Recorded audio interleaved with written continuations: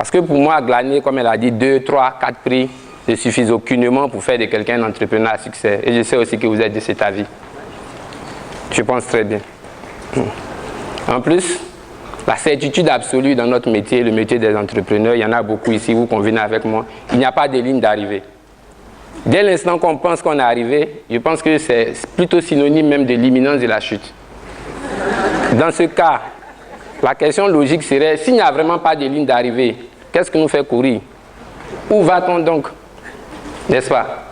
Mais il y a ce petit truc-là, il y a une idéal entrepreneuriale qui sous-tend tout ça, qui n'a rien de péculier, qui nous inspire.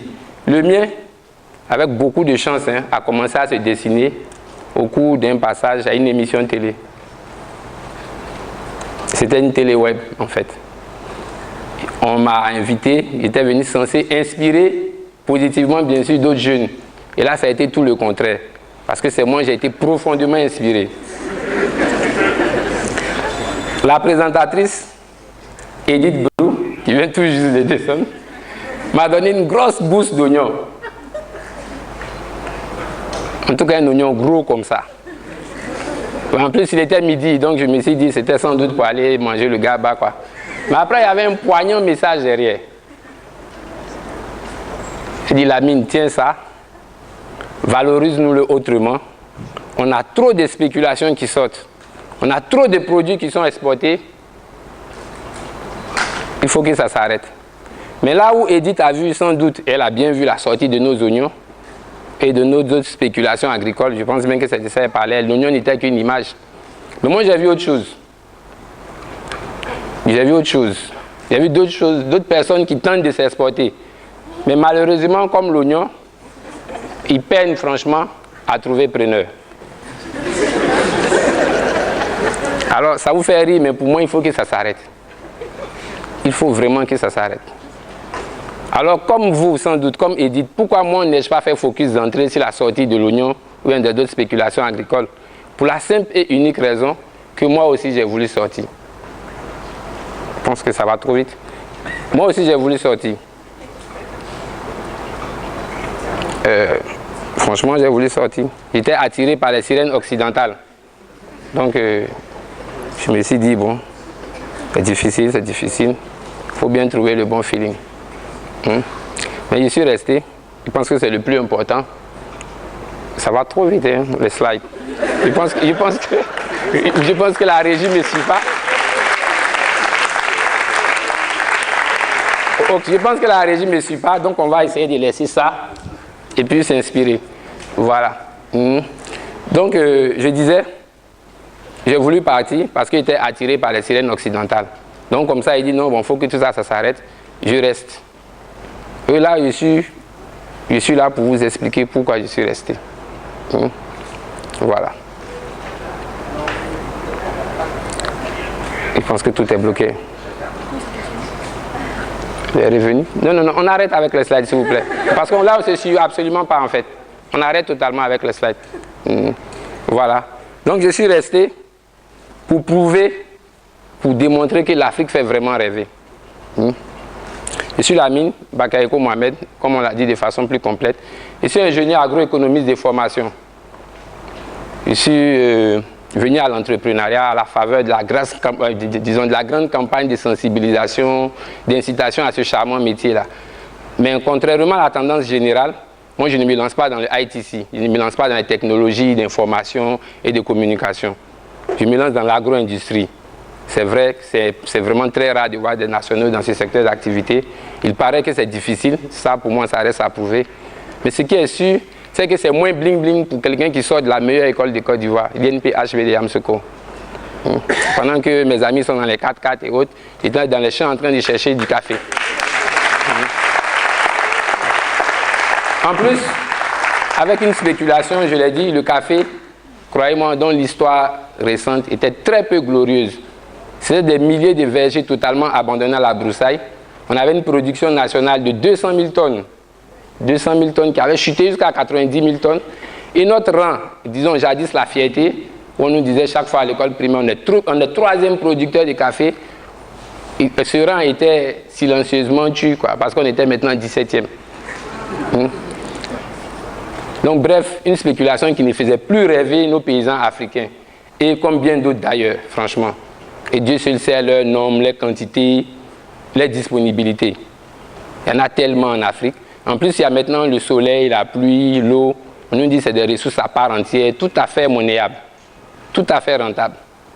J'ai fait sciemment économie des ressources minières parce que là, la gestion et l'exploitation, c'est d'un autre niveau d'expertise. Mais je veux simplement dire que l'Afrique, c'est un véritable grenier où on trouve tout, à tout moment. Mais on peut se poser la question, pourquoi un continent où on trouve tout, où il y en a à tout moment, sans calcul, la jeunesse veut plutôt partir? Et partir comment? Tenter même l'aventure du suicide dans la Méditerranée, plutôt que de rester ici, pour valoriser tout ça. Mais pourquoi donc? Il y a énormément de questions qu'on peut se poser. Comment je regarde, il y a une grande dichotomie, franchement, entre les secteurs d'activité promus et le taux d'alphabétisation de notre continent. Parce que les niveaux sont tellement bas pour que tout le monde fasse de la bureaucratie, du ITC et autres. Il y a énormément de dichotomies entre l'immensité, la disponibilité de ces matières premières-là et les velléités même de départ de cette main-d'œuvre. Même plus de son intelligentsia, je pense, de plus en plus. Il y a beaucoup de personnes qui veulent partir. Il y a énormément de personnes. Je continue de me poser les questions, puis je me dis, bon, est-ce que je peux les résoudre? Parce que ces questions-là, pour moi, sont dignes des plus grands sujets de thèse, quoi. Et là, je me dis, les conclusions seront vraiment encyclopédiques. Et Edith, dans sa grande inspiration, elle est toute inspirée. Hein. Elle pense que moi, la mine, je peux résoudre tout ça, Edith. Franchement, elle blague. Elle blague. Après, je me dis, en fait, elle ne parlait que de son oignon. Je regarde très bien l'oignon. Lui encore cultivé dans son aspect très basique. Hein. Et je fais le pari que c'est toujours avec la dabe et la machette. Elles aussi restées dans les aspects rudimentaires tels que nos ancêtres nous les ont légués. Mais bien, il faut bien trouver le parallèle entre tout ça. L'oignon d'Edith, cette grande vague d'immigration et ma fastidieuse, mais ô combien passionnante histoire entrepreneuriale. La première réponse, je pense que tout le monde là, vous l'avez, c'est sûr. Moi aussi, j'ai voulu partir. C'est sûr, ça c'est la première réponse. C'est le premier parallèle qu'on peut trouver. Mais je suis resté avec 3-4 acolytes de départ qui eux aussi voulaient partir. Nous sommes restés pour la valeur d'un ticket de mort. J'appelle ticket de mort une place dans une embarcation de fortune. Nous sommes restés, pas parce qu'on a découvert la caverne d'Ali Baba, non pas encore. En tout cas, c'est sûr qu'on n'a pas encore découvert. Mais parce qu'une profonde transformation est en train de s'opérer. Et cette transformation-là, c'est elle qui pose les jalons, franchement, de notre idéal entrepreneurial. Figurez-vous que de jeunes Ivoiriens, pour la valeur d'un tel ticket, sont restés là et ont réussi à en inspirer une dizaine d'autres dans un secteur d'activité où il n'y avait que 2 mastodontes multinationales étrangères pendant 40 ans. 40 ans. Pour la valeur de ces tickets-là, aujourd'hui, c'est une quinzaine d'unités de transformation que nous avons. Chacune employant la vingtaine de personnes qui réussissent à faire reverdir des milliers et des milliers d'hectares de caféiers, qui réussissent même plus à stabiliser,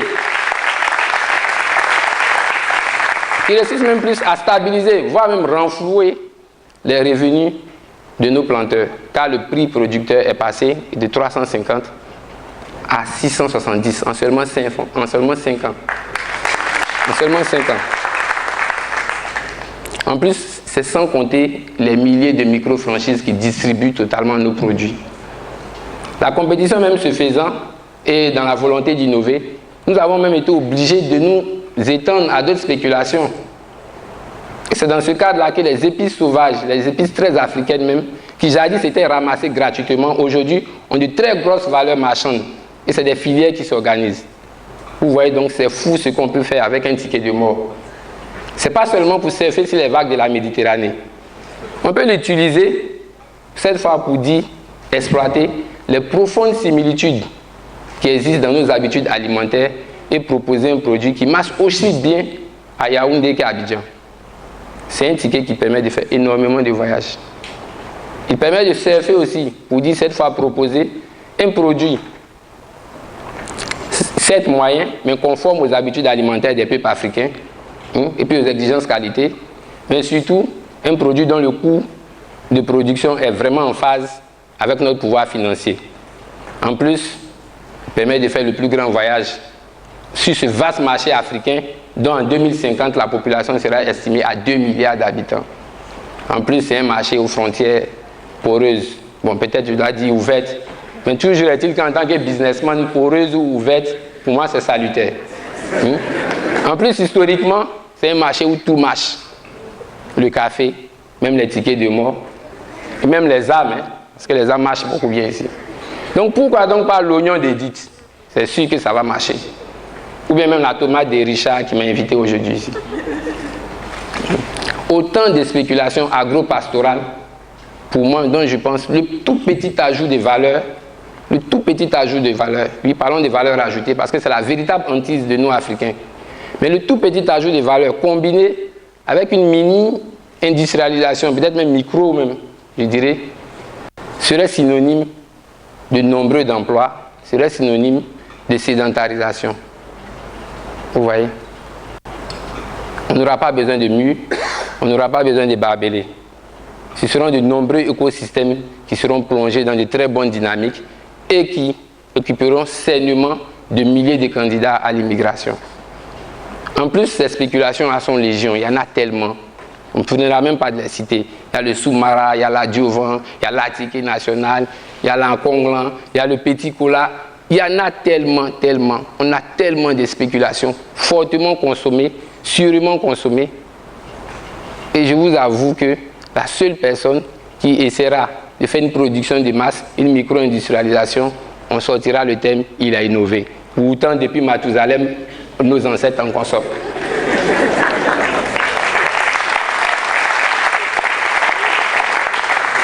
Vous comprenez? Pour ma part, je pense que ça, c'est vraiment clair. Vu comme ça, il y aura moins de morts. C'est normal qu'il y ait plus de vie. Il y aura de la lumière. Mais au seul niveau café ou au seul niveau Ava, ça sera une luciole. Mais dupliquer, répéter, multiplier, même implémenter à bon nombre de spéculations agricoles, ça sera l'envolée même des lucioles dont le thème recherché aujourd'hui. Mais pour moi, j'avoue qu'il veut voir plus. Il faut encore plus de lucioles pour faire soleil. Parce que nous avons besoin de soleil, nous avons besoin de vie. Pour ça, Mohamed, Wilfried, Franck Alain, Aïcha, mes compagnons de base, nous sommes restés et nous vous implorons, s'il vous plaît, restons, parce que l'Afrique a besoin de nous. Merci.